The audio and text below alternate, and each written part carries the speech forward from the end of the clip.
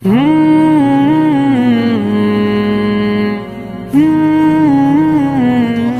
ইসলামের একটা শিয়ারের মধ্যে, ইসলামের যে রুকুন বা ইসলামের যে স্তম্ভ আছে তার মধ্যে একটা স্তম্ভ হলো হজ।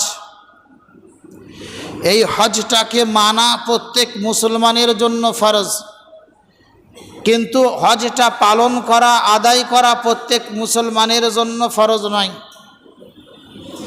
নবী আলাইহিস সালাতু ওয়াস সালাম বলেন, ইসলামের স্তম্ভ 5টা জিনিসের উপরে, তার মধ্যে একটা হচ্ছে কলেমা পড়ে মুসলমান হওয়া, অর্থাৎ আল্লাহর ঐক্যের সাক্ষী দেওয়া এবং মুহাম্মদুর রাসূলুল্লাহকে রসুল বলে মেনে নেওয়া। নাম্বার 2 নামাজ প্রতিষ্ঠিত করা। নাম্বার 3 মাল থাকলে যাকাত দেওয়া। নাম্বার 4 হজ করা। এই হজ হচ্ছে ইসলামের 4র্থ স্তম্ভ। এই হজকে মানা প্রত্যেক মুসলমানের উপরে ফরজ। এই হজ যে আল্লাহর পক্ষ থেকে একটা বিধান এবং আল্লাহর পক্ষ থেকে একটা ফরজ ইবাদত, এটাকে মান্যতা দেওয়া, মানা, এর প্রতি বিশ্বাস রাখা প্রত্যেক মুসলমানের জন্য ফরজ। আর এই নিয়তটা রাখা যে আল্লাহ পাক যদি আমাকে মাল দেয় তাহলে আমি আল্লাহর ফরজ বিধান হজ আমি আদায় করব। এই নিয়ত রেখে যদি আমরা আগে চলি, আল্লাহ পাক আমাকে এবং আপনাকে হজ করার তৌফিক দেবেন। আর যদি মনে করি যে না, হজ করতে গিয়ে মাল অপচয় হয়, এত মাল নষ্ট হয়, এই মালে আমার 2 বিঘে জায়গা হয়ে যাবে, 2 বিঘে জমি হয়ে যাবে, তাহলে জানতে হবে আপনি কোনো শয়তানি ধোঁকার মধ্যে পড়ে আছেন। কারণ যে আল্লাহ পাক আপনাকে মাল দিয়েছেন, মালের শুকরিয়া জ্ঞাপন করে তার মাধ্যমে ইবাদত করা, এটাও একটা শুকরিয়ার পন্থা। আল্লাহর শুকরিয়া জ্ঞাপন করার বিভিন্ন পন্থা আছে। আল্লাহর রাস্তায় মাল খরচ করা, এটাও আল্লাহর মালের শুকরিয়া আদায় করার একটা পন্থা। তদ্রূপ মাল খরচ করে হজে যাওয়া, আল্লাহ যে মাল নামে নিয়ামত দিয়েছেন তার শুকরিয়া জ্ঞাপন করে, তার শুকরিয়া এইভাবেও জ্ঞাপন করা যায়। এই হজ করার জন্য মূলত বাইতুল্লাহ শরীফকে আল্লাহ পাক কেন্দ্রিক ইবাদত বানিয়েছেন। আল্লাহ পাক পবিত্র কালাম পাকের সূরা আলে ইমরানের 96 নম্বর আয়াতের মধ্যে আল্লাহ বলছেন, 96, 97 এই নম্বর আয়াতের মধ্যে যে আল্লাহ পাক বলছেন, ইন্না আউওয়ালা বাইতিন উদিয়া লিন্নাস, সর্বপ্রথম ঘর যেটা মানবের ইবাদত, বন্দেগী, উপাসনা, আরাধনার জন্য বানানো হয়েছে। আমরা জানি, আমরা মুসলমান হই, চাই অন্য খ্রিস্টান হোক, চাই মুশরিক হোক, চাই ইহুদি, প্রত্যেক নিজের ইবাদতের জন্য ইবাদতের কেন্দ্রস্থল একটা চাই না? চাই না? মুসলমান যেমন ইবাদতের জন্য মসজিদ চাই, খ্রিস্টানরা যেমন ইবাদতের জন্য চার্চ বা গির্জা চাই, হিন্দুরা যেমন ইবাদতের জন্য কি চাই? মন্দির চাই। তো আল্লাহ পাক বলছেন, মানুষের ইবাদত, উপাসনা, আরাধনার জন্য আমি আল্লাহ পাক সর্বপ্রথম যে ঘরটা বানিয়েছি, লাল্লাযী বিবাক্কা, যেটা মক্কা নগরীতে অবস্থিত। এই মক্কার প্রসিদ্ধ এবং পূর্ব নাম ছিল বাক্কা। এর লম্বা তাফসীল আছে, আমি ওদিকে যাচ্ছি না। কেমন ঘর? মুবারাকান, বরকতপূর্ণ ঘর। বরকতপূর্ণ ঘর, যে ঘরে গেলে বরকতেই বরকত হবে। আমাদের হাজিগণ হজ করার পূর্বে নিজের বাড়িতে থেকেছে, খেয়েছে, আয়েশে ইশরাত করেছে, রোগে জর্জরিত হয়েছে, কিন্তু তানাদের মুখ থেকে শোনা কথা যে একজন হাজি বর্ণনা দিচ্ছেন যে, ভাই, আমার অনেক দিনের আশা ছিল যে আল্লাহ পাক যদি আমাকে মাল দান করে তা আমি আল্লাহ পাকের ফরজ বিধান হজ আমার প্রথম মাল থেকে আমি আদায় করব। ছোট্ট একটা ব্যবসা শুরু করেছিলাম। এই ছোট্ট ব্যবসা থেকে আমি সর্বপ্রথমে যখন পয়সা আমি একত্রিত করতে পারলাম, আমার লাভের অংশটুকু হজের সামর্থ্য অনুযায়ী আমার কাছে গচ্ছিত হলো। আমি সঙ্গে সঙ্গে হজের নিয়ত করলাম, আমি হজ করে আসলাম। এই হজ করে আসার পরে যে হজের সফরে আমি ছিলাম, 40 দিন সফরে, আমার মনে মনে বারবার শয়তান ধোঁকা দিচ্ছিল যে তুমি এই ব্যবসা শুরুর ক্ষেত্রে, এখন ব্যবসা সবে তোমার উন্নতির পথ দেখাচ্ছে, এমন সময় তুমি হজে চলে যাবে, তোমার ব্যবসা ধ্বংস হয়ে যাবে। কিন্তু আমি বারে বারে বলছিলাম যে ইতিপূর্বে তো আমি দুস্থ ছিলাম, গরিব ছিলাম, আমার কাছে এত মাল ছিল না, আমার কাছে সামগ্রী ছিল না, আমার নুন আনতে পান্তা শেষ হয়ে যেত। সেই মাল আজ আল্লাহ পাক আমাকে ভালোবেসে দান করেছেন, সেই মাল লাগিয়ে আমি হজ করতে যাব। এতে আবার আমার মাল থাকবে কি না থাকবে, আমার ব্যবসা বাঁচবে কি না বাঁচবে, এ জিম্মেদারি তো আমার নয়, এ জিম্মেদারি তো আল্লাহ পাক স্বয়ং নিয়েছেন, তবেই তো আমাকে হজের তৌফিক দিয়েছেন। আমি এখন হজ করতে যাব। আমি আমার মনকে এইভাবে বুঝিয়ে আমি হজ করতে গেলাম, একজনের দায়িত্বে দিয়ে হজ করলাম। হজ করে হজের সফর 40 দিন পরে ফিরে এলাম। ফিরে এসে এক সপ্তাহ বাড়িতে বসেছিলাম। বিভিন্ন বন্ধুবর, বিভিন্ন আত্মীয় স্বজনের সঙ্গে দেখা সাক্ষাৎ, মোলাকাত, তাদের সঙ্গে কথাবার্তা, তাদের সঙ্গে গল্প, সময় কাটানো, বিবি বাচ্চার সঙ্গে সময় কাটানো। তার এক সপ্তাহ পরে আমি ব্যবসায় গিয়ে আবার জয়েন্ট হলাম। আমি ব্যবসায় গিয়ে জয়েন্ট হওয়ার পরে আমার যে কর্মচারীকে ছেড়ে এসেছিলাম, আমার যে দেখরেখ করার জন্য মানুষকে ছেড়ে গিয়েছিলাম, প্রায় 50 দিন যাবৎ পরে তার কাছে ফিরে গেলাম এবং মালের হিসাব কিতাব করে দেখলাম যে আমার মাল যতটা আমি হজের সফরে খরচ করেছি, আলহামদুলিল্লাহ ততটা মাল আমার ব্যবসায় 50 দিনে নাফা হয়েছে। 50 দিনে তত নাফা হয়েছে, এটা প্রত্যক্ষদর্শীর কথা বলছি। সুতরাং আপনার যদি নিয়ত থাকে, আপনার যদি নিয়তটা আল্লাহর উদ্দেশ্য হজ করার থাকে, আর আপনার যদি নিয়তটা নামের শুরুতে হাজি লাগানোর হিসাবে না থাকে, তো ইনশাআল্লাহ আপনার মালের মধ্যে বরকত হবে, আপনার শরীরের মধ্যে বরকত হবে। অনেক মানুষ অসুস্থ থাকে, হজে যাওয়ার পূর্বে অনেকটাই অসুস্থ, টিকিট হয়ে গিয়েছে, ভিসা লেগে গিয়েছে, টাকা জমা হয়ে গিয়েছে, এখন হজে যাবে কি দোনমনে চলছে, শরীর সাথ দিচ্ছে না। নিজের মনের ওপরে ভরসা, নিজের মনের ওপরে চাপ দিয়ে আল্লাহর প্রতি ভরসা করে নিয়ত করে নিয়েছে আমি যাবই, মরি ওখানে গিয়ে মরব। তাদের মুখ থেকে শোনা যে আমরা ওখানে যাওয়ার পরে এতটা সুস্থতা বোধ করেছি, আমি হাঁটতে পারতাম না, বাড়িতে হাঁটতে পারতাম না, আমাকে দেওয়াল ধরে ধরে চলতে হতো, বাথরুমে আমি একা যেতে পারতাম না, আমাকে বাথরুমে নিয়ে যেতে হতো। আমি সেখানে যাওয়ার পরে আমি এতটা সুস্থতা লাভ করেছি যে আমি নিজে তাওয়াফ করেছি, আমি নিজে তাওয়াফ করেছি, আমি নিজে সাই বাইনা সাফা ওয়াল মারওয়া করেছি, আমি প্রত্যেকটা কাজ নিজে শরীরে আদায় করেছি, আমার কোনো হুইল চেয়ারের প্রয়োজন পড়েনি। সম্মানীয় বন্ধুগণ, এটা আল্লাহর পক্ষ থেকে মুবারাকান বাবরকত ঘর, যেখানে গেলে বরকতে আপনি ভরে যাবেন। তাই জওয়ান যুবক ভাইয়েরা যারা অর্থ কামাচ্ছেন, আজ থেকে নিয়ত করে নেন যে আমাদের এই কামানো অর্থ থেকে আমরা কিছু কিছু পয়সা সাইড করে দিয়ে আল্লাহ পাকের কাছে নিয়ত করেন যে আগামীতে যদি এই মাল আমার হজের সামর্থ্য অনুযায়ী হয়ে যায়, আমি সঙ্গে সঙ্গে হজ করে নেব। কারণ হজটা আল্লাহর পক্ষ থেকে বড় তৌফিক, আল্লাহর পক্ষ থেকে বড় তৌফিক। এ তৌফিক আল্লাহর পক্ষ থেকে হয়, আল্লাহ তৌফিক দিলে তবে হয়, তার আগে হয় না।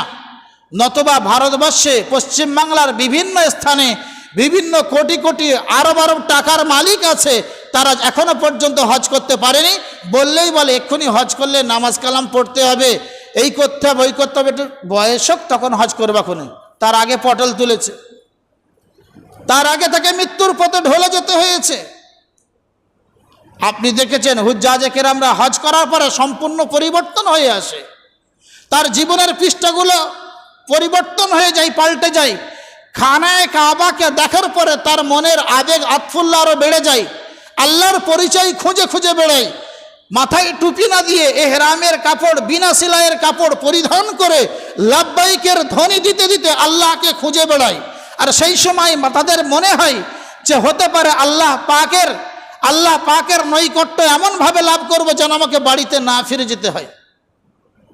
আমরা একটা হাজির মুখে আরও শুনেছি যে আমি হঠাৎ অসুস্থ হয়ে পড়েছিলাম, এমন অসুস্থ হয়েছি যেখানে আমার মনে হচ্ছিল যে আমি আর পুনরায় বাড়ি ফিরে যেতে পারবো না।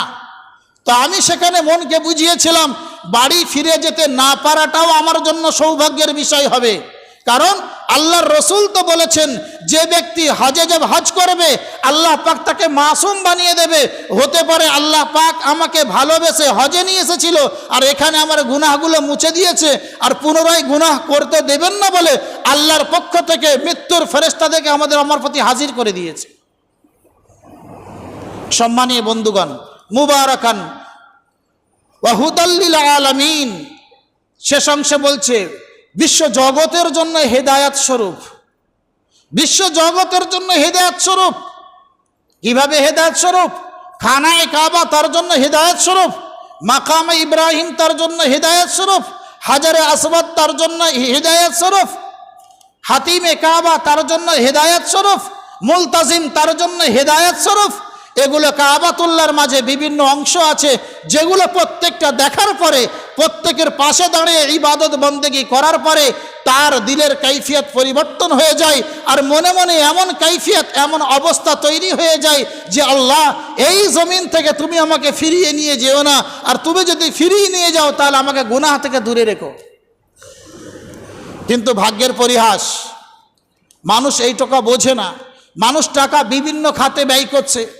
মেয়ের বিয়ে দেওয়ার জন্য 5 লাখ 6 লাখ আনুষ্ঠানিকভাবে খরচা করে দিচ্ছে, কিন্তু 2 লাখ 2.5 লাখ 3 লাখ টাকা খরচ করলে যে হজ হয়ে যাবে সে টাকা মানুষ ধার দিচ্ছে না। এখন মনে রাখতে হবে, একজন মানুষের ওপরে, একজন মানুষ 2008 সালে বা 2008 সালে তখন 1 লাখ টাকার নিচেই হজ হয়ে যেত। 2012 সালে 1,20,000 টাকায় হজ হয়েছে, আর 2017 পর্যন্ত 2,20,000 টাকায় হজ হয়েছে। করোনার পরেই বেড়ে গিয়েছিল, তার আগে বাড়েনি। অনেক মানুষের কাছে 2 লাখ 5 লাখ 4 লাখ 6 লাখ টাকার মালিক ছিলেন, আর কি করেছেন? বুড়ো বয়সের অপেক্ষা করেছেন। আর তার মধ্যে এখন বর্তমানে আপনার কাছে মাল শেষ হয়ে গিয়েছে, আপনি আর হজে যাওয়ার মতো সামর্থ্য রাখেন না। আপনি মনে রাখবেন, আপনি ফাসিক, আপনি আল্লাহর নাফরমান বান্দা। আল্লাহ যখন সুযোগ দিয়েছিল সেই সুযোগটা আপনি হাতে লাগাননি। আপনার হজ করার সামর্থ্য দিয়েছিল, সেই সামর্থ্যকে কাজে লাগাননি। অথচ যখনই আপনার ওই হজের সামর্থ্য হয়ে যাবে, সঙ্গে সঙ্গে হজ করা আপনার উপরে ফরজ হয়ে যায়। এই গড়িমসি করে আবার আমাদের এলাকায় প্রসিদ্ধ আছে যে ঘরে জওয়ান বেটি রেখে, উপযুক্ত মেয়ে রেখে বিয়ে করতে, মেয়ে রেখে হজ করতে যেতে নাই। এটা সম্পূর্ণ শয়তানের তরফ থেকে নুরানি ধোঁকা। আমাদের সাধারণ মানুষরা, বাবজিরা এটাই বোঝে যে সম্পূর্ণ কে বাড়িতে কি, বাড়িতে উপযুক্ত মেয়ে আছে, বিয়ের উপযুক্ত পাত্রী আছে, এই বিয়ের উপযুক্ত পাত্রীকে রেখে হজ করতে যেতে নাই। যতদিন না মেয়ের বিয়ে দেবে ততদিন হজ করতে যাবে না, এমনও তাদের মনস্কামনা থাকে। এবং বাড়ির লোকজন তাকে এইভাবে বোঝায় যে জোয়ান মেয়ে আছে, ওর বিয়ে দাও। হ্যাঁ গো ভাই, জোয়ান মেয়ের বিয়ে দেওয়া তোমার উপরে ফরজ, আর জোয়ান ছেলের বিয়ে দেওয়া তোমার উপরে ফরজ ছিল না? তোমার মেয়ে তো তোমার ঘরে থাকে, তোমার মেয়ে তো তোমার বাড়িতে থাকে, পর্দার মধ্যে থাকে, পরকিয়া করে বেড়ায় না। কিন্তু তোমার ছেলে তোমার অগোচরে কি করছে তুমি কি একবার সমীক্ষা করে দেখেছো? একবার কি সমীক্ষা করে দেখেছো? মেয়ের নিয়ে এত চিন্তা, ছেলের নিয়ে চিন্তা নেই কেন? সন্তান দুটোই, দুটোর উপযুক্ত সময়ে বিয়ে দেওয়া আপনার উপরে জরুরি, আপনার উপরে কর্তব্য।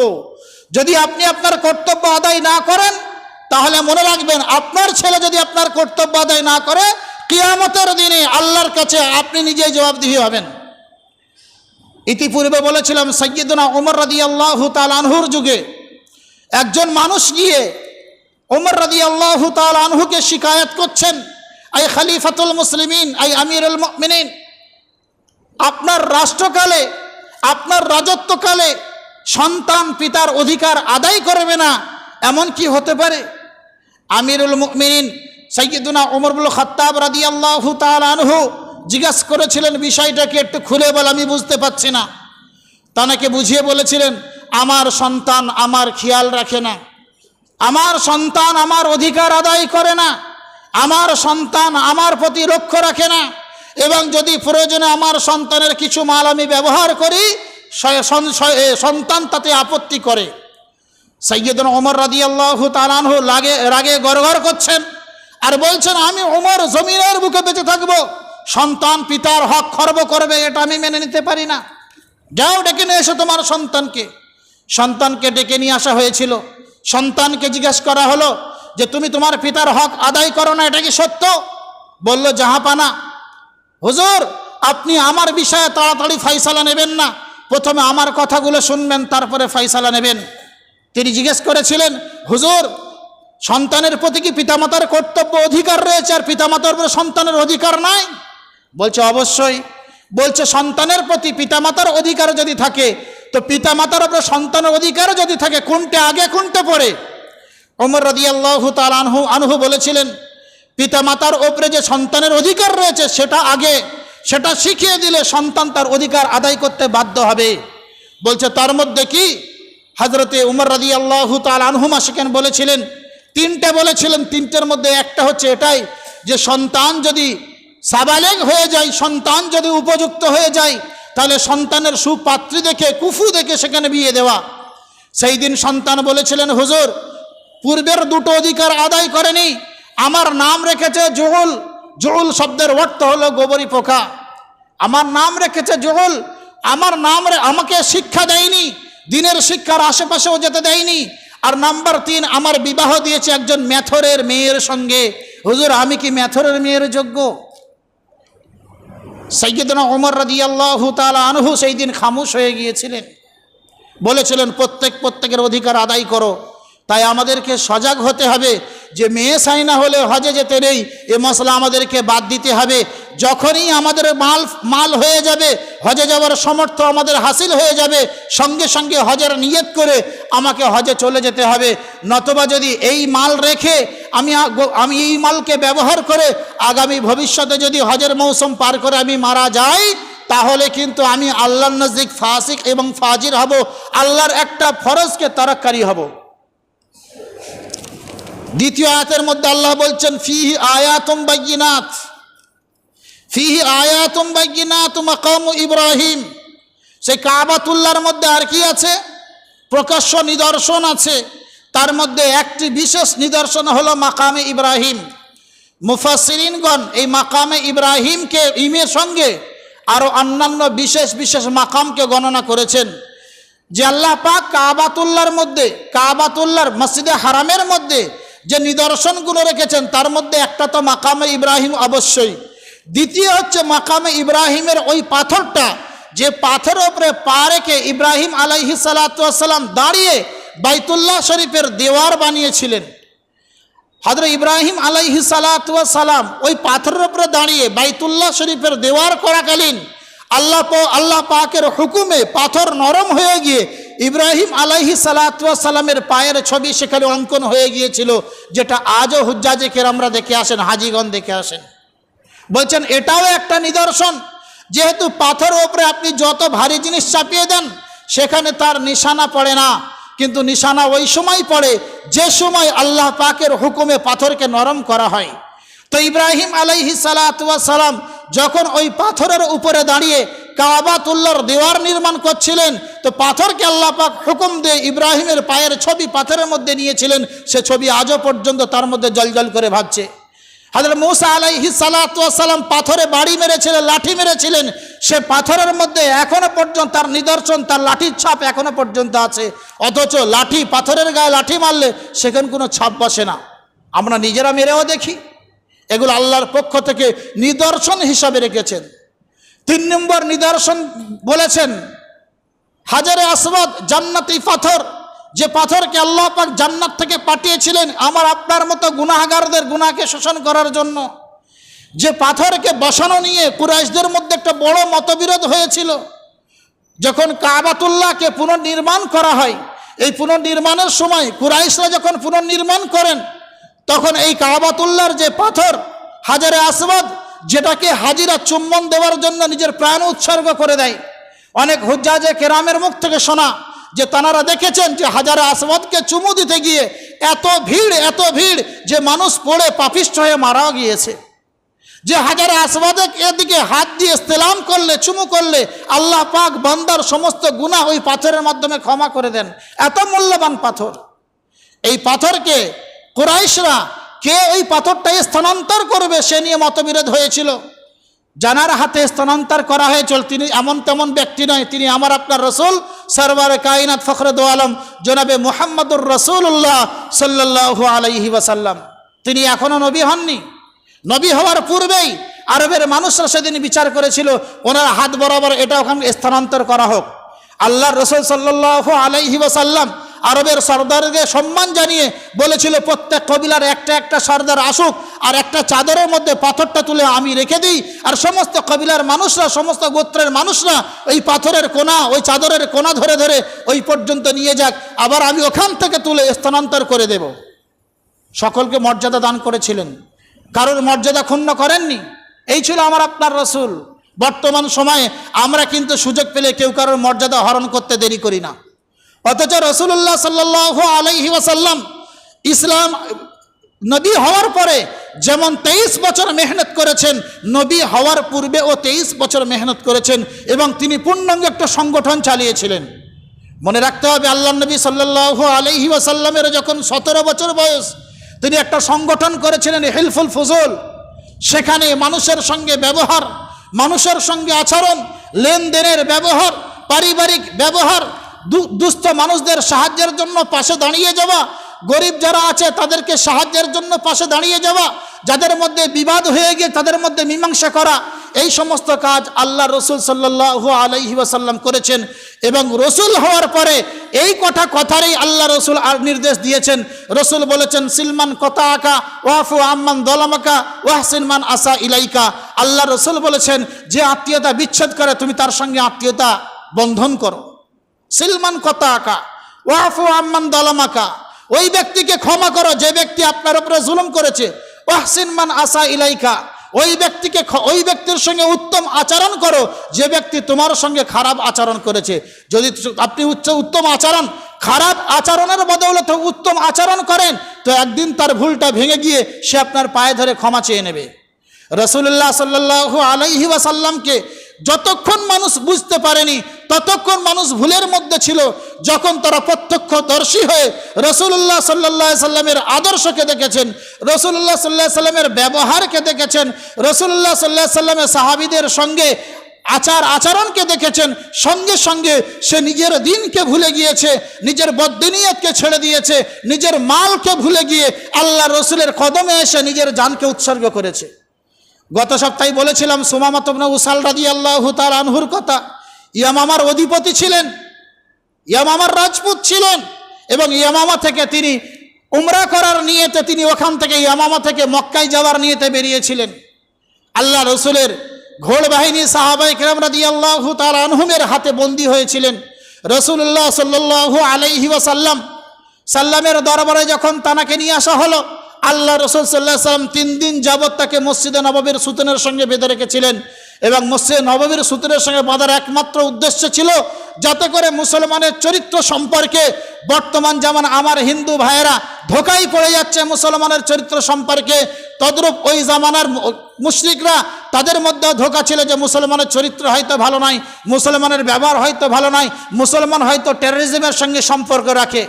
হযরত সুমামা ইবনে উসাল রাদিয়াল্লাহু তাআলা আনহুকে মসজিদে নববীর সুতনে বেঁধে রাখা হয়েছিল এই কারণেই, যাতে করে মুসলমানদের চরিত্র কি, মুসলমান রাজারা তাদের প্রজাদের সঙ্গে কেমন ব্যবহার করে, মুসলমান বাদশাহ তাদের আনুগত্য ব্যক্তিদের কিভাবে তাদের সঙ্গে ব্যবহার করে। আল্লাহ রসুল সাল্লাল্লাহু আলাইহি সাল্লাম সেই যুগের বাদশাহ ছিলেন, সাহাবায়ে কেরাম রাদিয়াল্লাহু তাআলা আনহুম তানার অনুসারী ছিলেন। তাদের সঙ্গে যা ব্যবহার করেছেন সুমামা ইবনে উসাল রাদিয়াল্লাহু তাআলা আনহু 3 দিনে উপলব্ধি করে নিজের ক্যারেক্টার পাল্টে ফেলেছেন। 3 দিন হয়ে যাওয়ার পরে রাসূলুল্লাহ যখন ছেড়ে দিলেন, সুমামা ইবনে উসাল রাদিয়াল্লাহু তাআলা আনহু গোপনে বাগানে গেলেন, গোসল করলেন, কাপড় চেঞ্জ করলেন, পবিত্র হলেন, ওই আল্লাহ রসুল সাল্লাল্লাহু আলাইহি সাল্লামের হাতে এসে বললেন, ইয়া রাসূলুল্লাহ আপনি আমাকে ইসলামের কলেমা পড়িয়ে দেন, কারণ ইসলাম সম্পর্কে আমি ভুল ধারণায় ছিলাম। তিনি ইসলাম কবুল করার পরে বলছে, ইয়া রাসূলুল্লাহ এই আরবের জমিন, যে জমিনে আপনি বসবাস করছেন, ইতিপূর্বে এই জমিনের থেকে নিকৃষ্ট জমিন, আজের পূর্বে এই জমিনের থেকে নিকৃষ্ট জমিন আমার চোখে ছিল না, এই জমিনের থেকে নিকৃষ্ট জঘন্য জমিন আমার চোখে ছিল না, কিন্তু আজকে আমার মনে হয় এই জমিনের থেকে উত্তম আর এই জমিনের থেকে মর্যাদাশীল জমিন পৃথিবীর বুকে আমার কাছে আর কেউই নাই। ইয়া রাসূলুল্লাহ কাল পর্যন্ত আপনার চেহারা আমার কাছে খুবই অপছন্দনীয় ছিল, কিন্তু আজকের দিনে আপনার চেহারার থেকে ভালো চেহারা পৃথিবীতে আর কিছুই নাই। ইয়া রাসূলুল্লাহ আপনার দিনের, কাল পর্যন্ত আপনার দিনের মতো আর জঘন্য অপছন্দনীয় দিন আমার কাছে কিছুই ছিল না। ইয়া রাসূলুল্লাহ আপনার দিনের থেকে দামি আর আমার কাছে কিছুই নাই। ইয়া রাসূলুল্লাহ, সমস্ত মাল সমস্ত কিছু আপনার প্রতি উৎসর্গ। আয় আল্লাহর নবী, আমি উমরায় যাওয়ার নিয়তে বেরিয়েছিলাম, আপনি যদি আমাকে অনুমতি দেন আমি উমরা করে চলে আসব। আল্লাহ রসুল তাকে সঙ্গে সঙ্গে উমরার পারমিশন দিলেন। তিনি উমরা করার জন্য মক্কায় গেলেন। মক্কায় যাওয়ার পরে যখন হযরত সুমামা ইবনে উসাল রাদিয়াল্লাহু তাআলা আনহুর ভাব ভঙ্গিমা আলাদা দেখলো, তাদের সঙ্গে মিলছে না। দেখছে মাথায় টুপি, লম্বা পাগড়ি, লম্বা জামা, হাতে তসবিহ, বিভিন্ন ধরনের আচরণ তার মধ্যে দেখছে। নামাজ পড়ছে, সাজদা করছে। মক্কার বড় বড় কাফের যাদের সঙ্গে বন্ধুত্ব ছিল তারা বলা শুরু করলো, সাহাবা সুমামা তো সাবি হয়ে গিয়েছে, সুমামা তো বিধর্মী হয়ে গিয়েছে, সুমামা তো নিজের বাপদাদার ধর্ম ত্যাগ করে মুহাম্মদের ধর্ম গ্রহণ করে নিয়েছে। এমনকি এসে বলেও ফেললো, সুমামা ইবনে উসাল রাদিয়াল্লাহু তাআলা আনহু সেই দিন বলেছিল, ও মক্কার কাফেররা শুনে রেখে দাও, আমি সাবি হয়ে যাইনি, আমি মুহাম্মদের অনুসারী হয়েছি, আমি মুহাম্মদের দিনকে আপন করেছি। ওই দিন যে দিনের প্রতি দাওয়া আছে, জান্নাত আল্লাহ পাক দান করবে, এমন দিন আমি কবুল করেছি।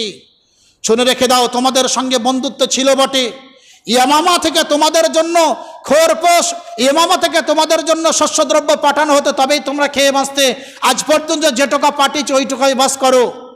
আগামী দিনে মুহাম্মদ সাল্লাল্লাহু আলাইহি ওয়াসাল্লামের অনুমতি ছাড়া একটা দানা পর্যন্ত তোমাদেরকে পৌঁছাবো না। এই ছিল সুমামা ইবনে উসাল রাদিয়াল্লাহু তাআলা আনহুর জীবনের সামান্য অংশ। তো সম্মানীয় বন্ধুগণ, রাসূলুল্লাহ সাল্লাল্লাহু আলাইহি ওয়াসাল্লামের আদর্শ দেখে, সাহাবীদের আদর্শ দেখে, রাসূল সাল্লাল্লাহু আলাইহি ওয়াসাল্লামের মুআমালা সাহাবীদের সঙ্গে কেমন ছিল সেগুলো দেখে, সাহাবীদের মুআমালা রাসূলের সঙ্গে কেমন ছিল সেগুলো দেখে সুমামা ইবনে উসাল রাদিয়াল্লাহু তাআলা আনহু ইসলাম গ্রহণ করতে নিজেকে বাধ্য করেছেন।